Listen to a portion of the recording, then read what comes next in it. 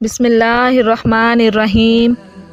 محترم ناظرین، آج ہم آپ کو بولنے والے کبوتر اور ایک ایسی بدکار عورت کا واقعہ سنانے والے ہیں جس کی شکل کتے میں تبدیل ہو گئی۔ عورت کا ایسا کون سا گناہ تھا جو اس کو اتنی بڑی سزا ملی؟ یہ سبق آموز واقعہ سن کر آپ حیران رہ جائیں گے اور ضرور آپ اس سے سبق حاصل کریں گے۔ اس واقعے کو آخر تک ضرور سنیں۔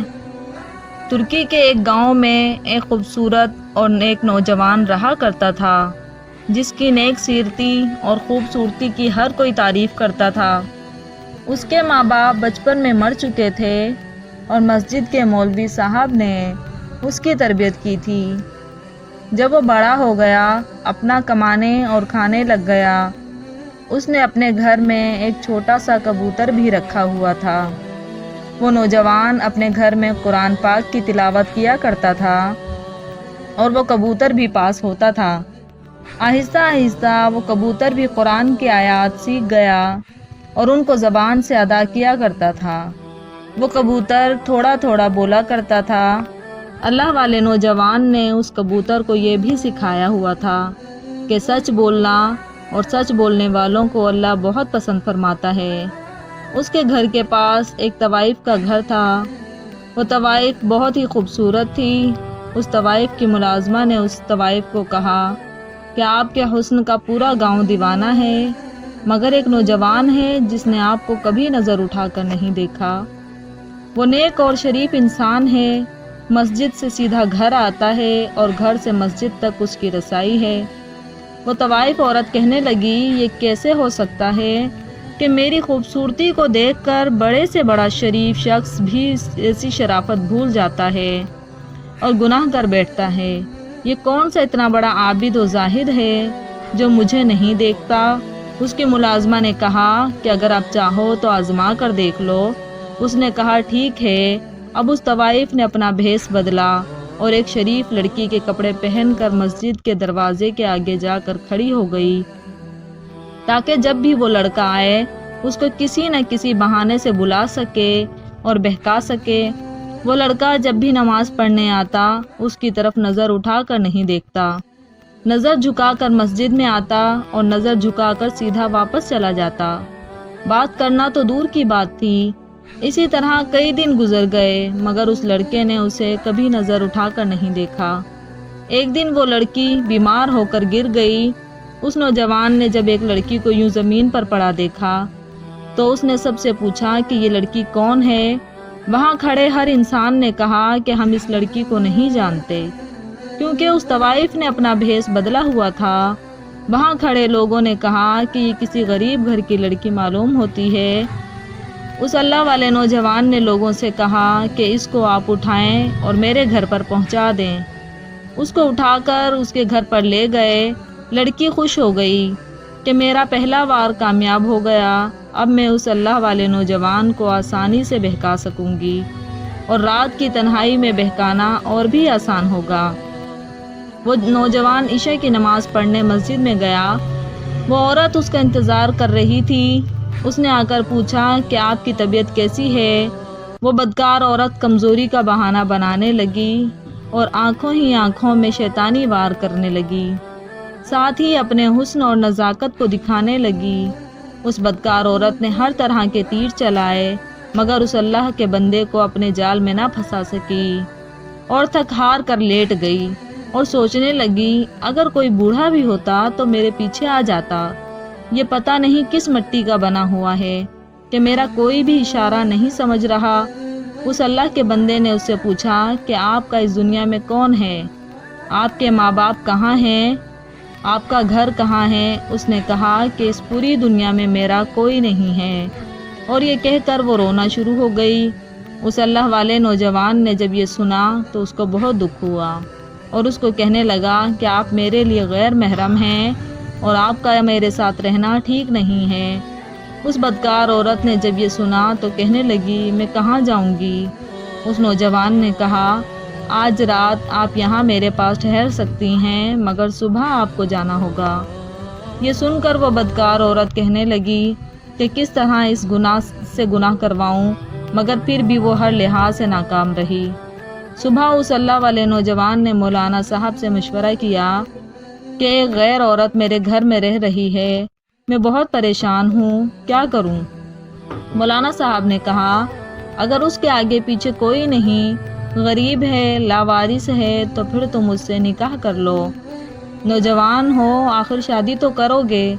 نوجوان نے واپس آ کر اس لڑکی کو بتایا کہ مولانا صاحب کہہ رہے ہیں میں تم سے نکاح کر لوں۔ یہ سن کر وہ خوفزدہ ہو گئی۔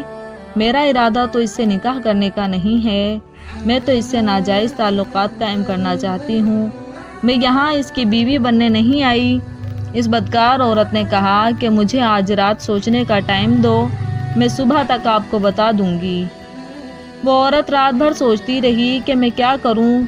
پھر اس نے فیصلہ کیا کہ چلو جھوٹ موٹ ہی صحیح، یہ نوجوان تو مجھے ملے گا، جب میرا کام ہو جائے گا تو میں اس کے گھر سے بھاگ جاؤں گی۔ صبح ہوتے ہی اس نے نوجوان کو کہا کہ میں آپ سے نکاح کرنے کے لیے تیار ہوں۔ یہ سن کر وہ نوجوان بہت خوش ہوا کہ اللہ پاک نے مجھے موقع دیا کہ میں کسی بے سہارا کا سہارا بنوں، اور اس طرح ایک عورت کی زندگی بھی بچ جائے گی۔ اس نے مولانا صاحب کو بلایا اور نکاح پڑھوایا۔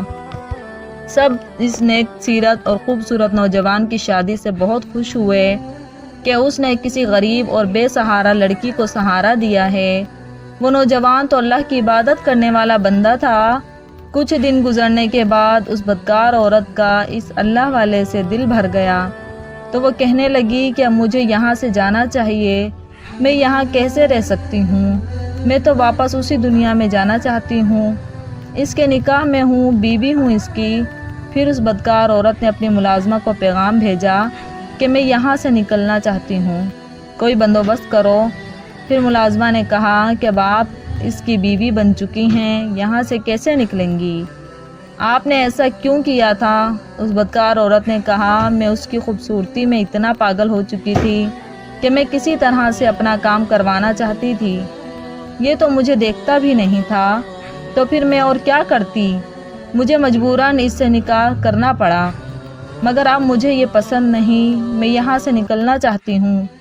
ملازمہ نے کہا کہ آپ اس سے طلاق لے لیں، تو اس عورت نے کہا کہ میں طلاق نہیں لے سکتی، کیونکہ یہ بہت اچھا انسان ہے، یہ مجھے طلاق نہیں دے گا۔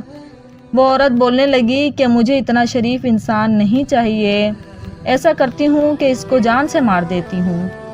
تو اپنی پہلے والی زندگی کو یاد کرنے لگی، جہاں ہر روز امیر امیر لوگ پاس آیا کرتے تھے، میرے اوپر ہزاروں دینار نچھاور کیا کرتے تھے، مجھے اس کے ساتھ نہیں رہنا، تم مجھے زہر لا دو، میں اس کو زہر دے کر مار دوں گی۔ جب ملازمہ نے یہ سنا تو وہ زہر کا انتظام کرنے کے لیے چلی گئی۔ اس ملازمہ نے اس کو زہر لا کر دیا، اور جب رات کو وہ اللہ کا بندہ گھر آیا تو وہ بدکار عورت سج سنور کر اس کے سامنے آئی اور کہنے لگی ابھی میں آپ کے لیے کھانا لے کر آتی ہوں۔ اس نے کھانے میں زہر ملا دیا، اور وہ کبوتر جو اس کے گھر میں رہتا تھا ہر وقت موجود تھا، سب دیکھ رہا تھا۔ اس کبوتر نے چیخنا چلانا شروع کر دیا، بچاؤ بچاؤ۔ وہ اللہ والا نوجوان اس کے پاس آیا اور کہنے لگا کہ آج تم اتنا کیوں چیخ رہے ہو؟ کبوتر پھر بولا بچاؤ بچاؤ۔ اس کی یہ بات سن کر وہ بہت حیران ہوا۔ اس نے کھانا کھایا، کھانا کھا کر اپنی بیوی کو کہا میں سونے کے لیے جا رہا ہوں، مجھے رات کو تہجد کے لیے اٹھنا ہے۔ جب آدھی رات کا وقت ہوا تو اس کو تکلیف ہونا شروع ہو گئی۔ اس نے اپنی بیوی سے کہا کہ میرے پیٹ میں بہت درد ہے، مجھے ایسا لگ رہا ہے کہ جیسے کوئی میرے پیٹ میں چھریاں چلا رہا ہے۔ وہ بدکار عورت کہنے لگی کہ مجھے لگتا ہے آپ نے کوئی غلط چیز کھا لی ہے۔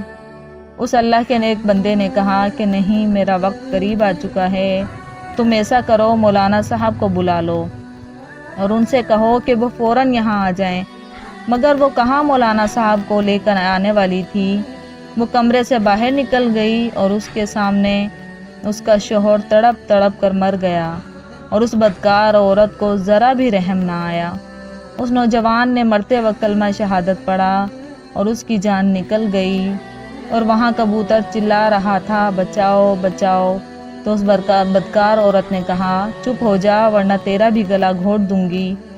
اس کے بعد اس نے ملازمہ کو بلایا اور دونوں نے مل کے گھر کے صحن میں ایک گڑھا کھودا، اور وہ دل ہی دل میں خوش ہو رہی تھی کہ میری اس آدمی سے جان چھوٹ گئی، میں اب آزاد ہوں۔ وہ عورت پھر اپنی بدکاری اور زنا والے اڈے پر پہنچ گئی اور پھر اسی زناکاری میں مبتلا ہو گئی۔ ناظرین کرام، اللہ پاک نے اسے موقع دیا تھا کہ اس کو اتنی اچھی زندگی دی، اگر وہ چاہتی تو اپنے گناہوں سے توبہ کر لیتی اور اپنے شوہر کی طرح نیک سیرت بن سکتی تھی، اگر وہ چاہتی تو اپنی دنیا و آخرت سنوار سکتی تھی، مگر اس نے اپنے ہاتھوں سے اپنی دنیا و آخرت برباد کر دی، بلکہ اپنے شوہر کو زہر دے کر قتل بھی کر دیا۔ بدکار زناکار تو تھی ہی، اب قاتل بھی بن گئی۔ جب صبح فجر کا وقت ہوا اور مولانا صاحب نے نماز پڑھائی تو دیکھا ان کا شاگرد آج نماز پڑھنے نہیں آیا۔ اسی طرح عشاء کا وقت ہو گیا، وہ شاگرد نماز پڑھنے نہیں آیا تو وہ بہت پریشان ہو گئے۔ اس کے گھر میں آئے اور دروازہ کھٹکھٹایا مگر کسی نے نہ کھولا۔ پھر مولانا صاحب نے پورا محلہ اکٹھا کیا اور دروازہ توڑا کہ کچھ تو گڑبڑ ہے۔ جب اندر داخل ہوئے تو صرف کبوتر تھا جو چیخ چیخ کر کہہ رہا تھا، بچاؤ بچاؤ۔ تو مولانا صاحب اور سب یہ سمجھنے لگے کہ میاں بیوی کہیں گھومنے گئے ہیں۔ رات کو تہجد کا وقت ہوا تو مولانا صاحب کو بے چینی محسوس ہونے لگی۔ انہوں نے اپنی بیوی سے کہا، مجھے ایسا لگ رہا ہے کہ میرا شاگرد تکلیف میں ہے، وہ کسی پریشانی میں ہے۔ ان کی بیوی نے کہا کہ آپ کا وہم ہے، ابھی نئی نئی شادی ہوئی ہے، کہیں گھومنے گئے ہوں گے۔ مولانا نے کہا، وہ مجھے بتائے بغیر کہیں نہیں جاتا۔ بیوی نے کہا، آپ پریشان نہ ہوں اور سو جائیں۔ مولانا صاحب سو گئے۔ مولانا نے خواب میں دیکھا کہ ان کا شاگرد رو رہا ہے اور اس کے کپڑوں پر خون ہے۔ مولانا صاحب نے مسلسل 3 رات وہی خواب دیکھا۔ مولانا صاحب اٹھے اور قرآن پاک کی تلاوت شروع کر دی۔ مولانا صاحب جیسے جیسے قرآن کی تلاوت پڑھتے جا رہے تھے ویسے ویسے ان پر راز کھلتا جا رہا تھا۔ ان کو بتایا گیا کہ اس کے صحن میں جا کے دیکھو۔ اب مولانا صاحب پھر بہت پریشان ہو گئے کہ مجھے گھر کے صحن کا اشارہ کیوں دیا گیا۔ مولانا صاحب نے محلے سے کچھ لوگ لیے اور اس کے گھر گئے تو ان کو دیکھ کر پھر کبوتر چیخنے چلانے لگا، بچاؤ بچاؤ۔ جب صحن کو کھودا گیا تو مولانا صاحب تڑپ کر رہ گئے کہ ان کا اتنا پیارا شاگرد اس حال میں ملے گا، اس کو کفن بھی نہیں دیا گیا تھا۔ کون ظالم ہے جس نے یہ کیا؟ مگر اللہ تعالیٰ کی قدرت دیکھیں کہ اس نوجوان کی لاش ایسے تھی جیسے ابھی ابھی دفن کیا ہو، اس کے چہرے سے نور چمک رہا تھا۔ انہوں نے دیکھا کہ اس کی بیوی موجود نہیں ہے۔ انہوں نے سب سے پہلے اپنے شاگرد کی نماز جنازہ پڑھائی اور سب لوگ سوچ و بچار میں مبتلا تھے کہ اس کو کس نے مارا، اس کا قاتل کون ہے۔ مولانا صاحب دوبارہ اس کے گھر میں آئے اور شاگرد کو یاد کر کے رونے لگے۔ کبوتر بڑی خاموشی سے سن رہا تھا، ایسا لگ رہا تھا کہ یہ اب کبھی نہیں بولے گا، مگر اللہ پاک نے اس کبوتر کو بولنے کی توفیق عطا فرمائی اور اس نے سارا واقعہ مولانا صاحب کو بتا دیا اور پھر خاموش ہو گیا۔ مولانا صاحب چند لوگوں کو اپنے ساتھ لے کر اس بدکار زناکار عورت کے کوٹھے پر گئے۔ مولانا صاحب وہاں جا کر اس قدر غصے سے چلا رہے تھے کہ جیسے اس عورت کو قتل کر دیں گے۔ مولانا صاحب کی آواز سن کر اس طوائف بدکار عورت کی ملازمہ باہر روتی ہوئی آئی۔ اس ملازمہ نے کہا کہ آپ اس نیک نوجوان کے استاد ہیں؟ انہوں نے کہا، جی ہاں، میں اس کا استاد اور باپ دونوں ہوں۔ تم اس طوائف کو باہر بلاؤ کہ جس نے میرے بیٹے کے ساتھ اتنا ظلم کیا۔ اس ملازمہ نے کہا کہ اس کو اس کے کیے کی سزا دنیا میں ہی مل گئی ہے کہ اس کا چہرہ اور اس کا جسم دیکھتے ہی دیکھتے کتیا کی شکل میں بدل گیا۔ اس کو ایک کمرے میں بند کر رکھا ہے کہ اس کو دیکھ کر ہمیں ڈر لگتا ہے۔ استغفر اللہ۔ اس اللہ کے بندے کے ساتھ جو کیا اس میں بھی شامل تھی۔ میرا چہرہ بھی آہستہ آہستہ بدل رہا ہے، آپ مجھے معاف کر دیجئے اور اس نوجوان کو کہیں کہ وہ بھی مجھے معاف کر دے۔ اللہ تعالیٰ نے ہماری دنیا ہی جہنم بنا دی۔ مولانا صاحب نے کہا کہ اللہ پاک نے تمہارے گناہ کی سزا دے دی ہے۔ میرا بیٹا تو شہادت پا چکا ہے مگر تمہاری مالکن ہمیشہ کتیے کی شکل میں رہے گی۔ محترم ناظرین، دیکھیں کہ کس طرح اللہ پاک نے ایک بدکار عورت کو دنیا میں ہی سزا دے دی۔ اللہ پاک سے دعا ہے کہ اللہ پاک ہمیں ایمان کامل عطا فرمائے اور اس واقعے سے عبرت حاصل کرنے کی توفیق عطا فرمائے، آمین۔ امید کرتی ہوں کہ آپ کو آج کا واقعہ اچھا لگا ہوگا۔ اگر واقعہ اچھا لگے تو میرے چینل کو لائک اور سبسکرائب کرنا مت بھولیے گا۔ ملتے ہیں ایک اور ایمان افروز واقعے کے ساتھ، تب تک کے لیے اللہ حافظ۔